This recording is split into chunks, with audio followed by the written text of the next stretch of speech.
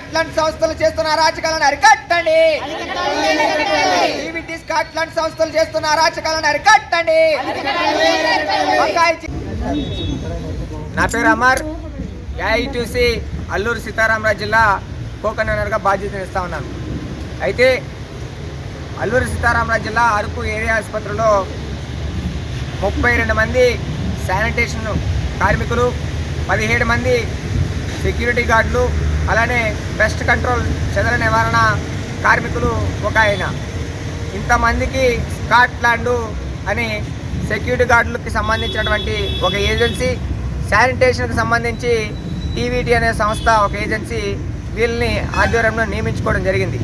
రాష్ట్ర ప్రభుత్వం వైసీపీ ప్రభుత్వం వచ్చిన తర్వాత ఈ సంస్థలు ఒక దోపిడీ సంస్థలకి ఈ యొక్క కార్మికుల యొక్క జీవితాలని వాళ్ళని తాకట్టు పెట్టినటువంటి పరిస్థితి ఉంది.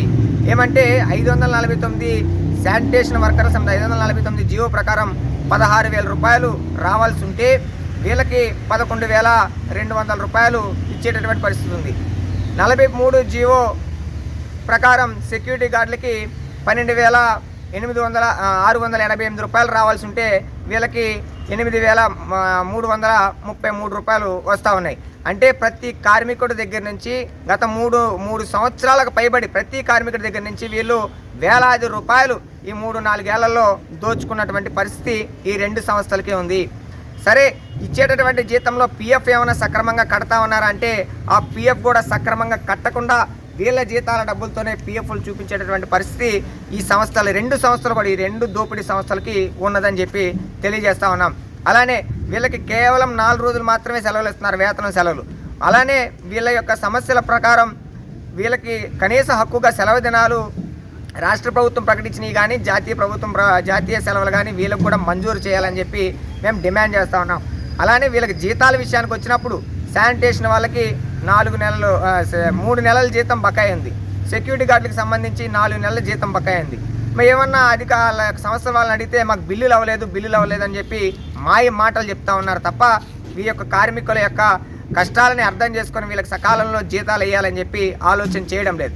మేము ఒకటే చెప్తా ఉన్నాం, ఏఐటీసీగా ప్రతి నెల 5వ తారీఖు లోపు వీళ్ళందరికీ కూడా జీతాలు చెల్లించాల్సి ఉంది అని చెప్పేసి మేము డిమాండ్ చేస్తూ ఉన్నాం.